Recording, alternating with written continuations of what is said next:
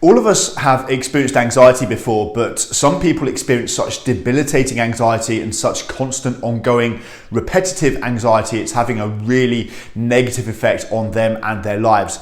And one of the biggest frustrations for people is how much it happens out of their control. So in this video, I want to explain exactly why that is, because this is quite a big aha moment for a lot of people. So here's my attempt at drawing a brain. And within our brains, we have a part of the brain that is responsible for your survival, essentially. And it's at the top of the brain stem, and this part of the brain has control over a bunch of automatic functions, including the fight or flight response. Then, around the outside of the brain is what's known as the cortex. This is the wrinkly grey matter that a lot of us are familiar with. And this is the part of the brain that we do our conscious intellectualizing, logical thought and analyzing with. And the frustration for people is that they try to use logic and intellectual thoughts to think their way out of their anxiety, or to calculate it, or to analyze it in some way so that they can find out why they feel that way, and then hopefully that then leads to the solution. And it doesn't work. And the more times you try this, the more frustrating it becomes, and the more you feel like you're broken.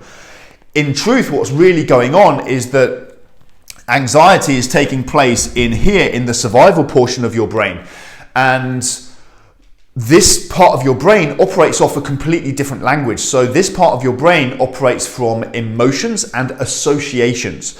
So examples of associations would be when you smell the smell of freshly cut grass, or perhaps you hear a song from decades ago and you immediately get triggered into a certain feeling, a certain emotion, and it happens automatically, spontaneously, all by itself. What's happened is that you've created, or your brain has created, an association between that trigger, and that trigger can be in any of your sense systems. It can be sight, sound, touch, smell, or taste. But between that trigger and that specific emotion, in this case, it could be a positive or a negative emotion. But these associations are stored in this part of the brain, whereby our brain is creating neurological shortcuts. And this is what happens with anxiety, is that you have specific triggers or events or environments that will automatically trigger anxiety, and you may not even consciously know what those are or why. You might not even have conscious recollection of the memories of the events that actually created those associations in the first place. So none of this has anything to do with logic.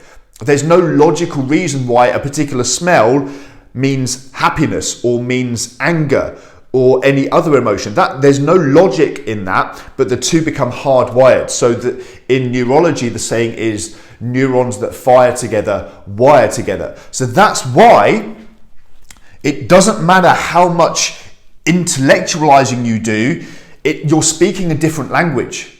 It's kind of like going to France and speaking English very loudly and very slowly. It doesn't work, and everybody just gets frustrated and gets upset.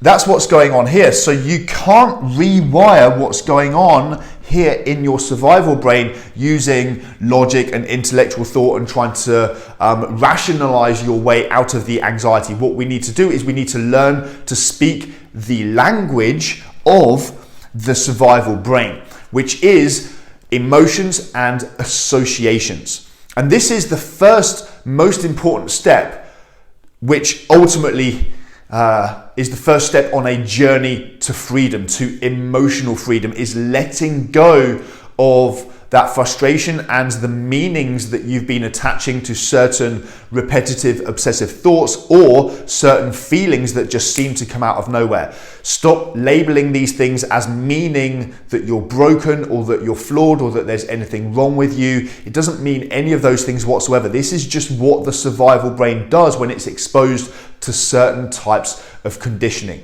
And when you take that on board, then we now have the environment in which we can then go on and do all of the other work required to rewire this portion of the brain.